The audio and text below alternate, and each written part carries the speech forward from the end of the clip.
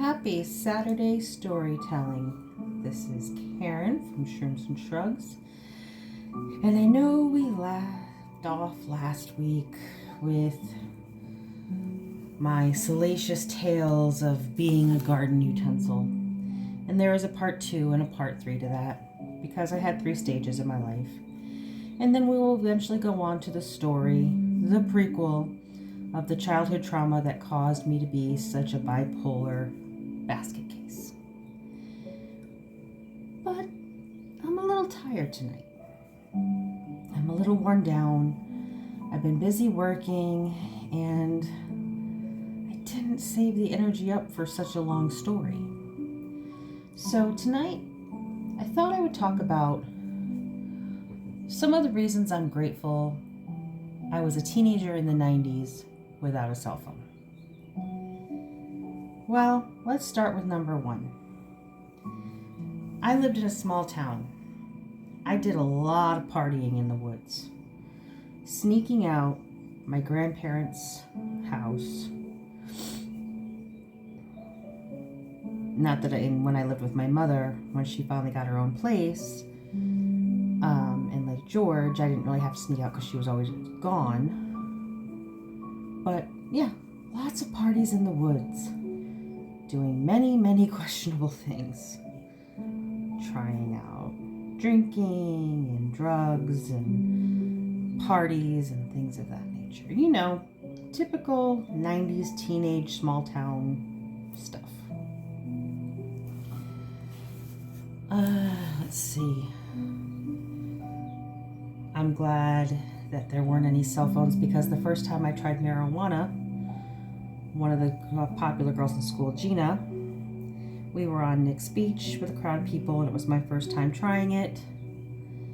And of course, she had to point it out.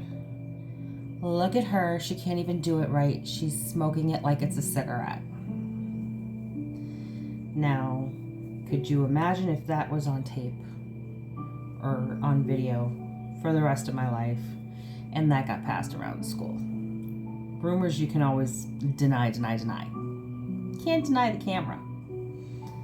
So I was lucky on that sense. But now I'm coming up to it. But hell, I'm going to be 45 this coming month, so who cares about when I was 14? I'm happy I didn't have cell phones, because there were many times driving down the strip with the kids who actually could drive and had vehicles. I used to flash cars down on the main street in Lake George. Yep.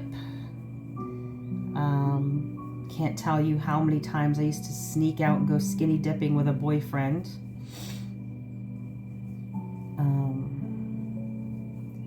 What else? Oh boy. There were so many things, so many crazy things that I had done.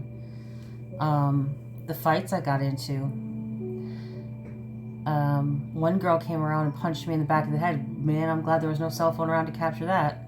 Actually, no, on that one, I'm kind of wishing there was, because she punched me in the back of the head and I just turned around and stared at her. Now, that would have been an impressive video. But it was also kind of embarrassing, too, because I had my sister and my best friend with me, and neither one of them opened their mouth to say, duck, look out, nothing. Their excuse is, we were afraid if we said anything, you'd turn around and then get hit in the actual face. Yeah. So there's that. What else? Oh my God. I can barely carry a tune. All the singing I used to do randomly for no apparent reason, that would have gotten my ass humiliated with if we had cell phones in school growing up. I already wasn't popular, so these people did not need an excuse to... horrible.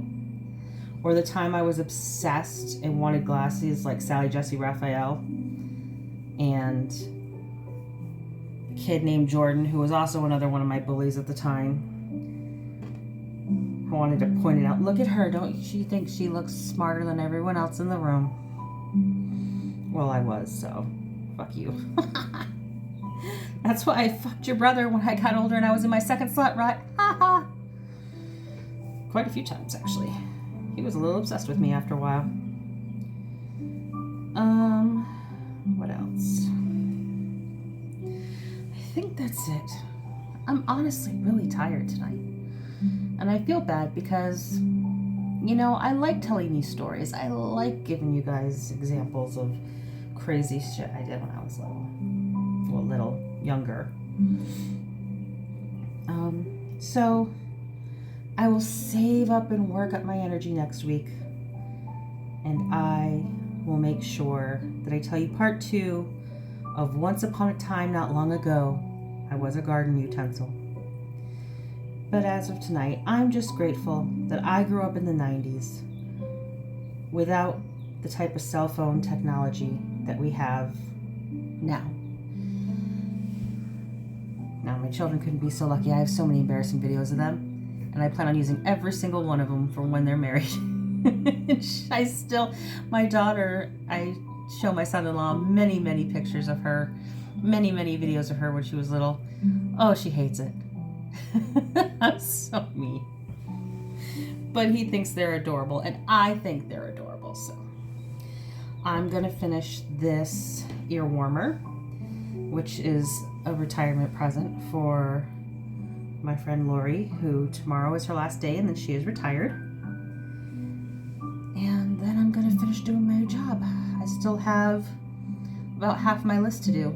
I busted out the first half of my list in about 2.5 hours before I was like, oh, I forgot to do my Saturday storytelling.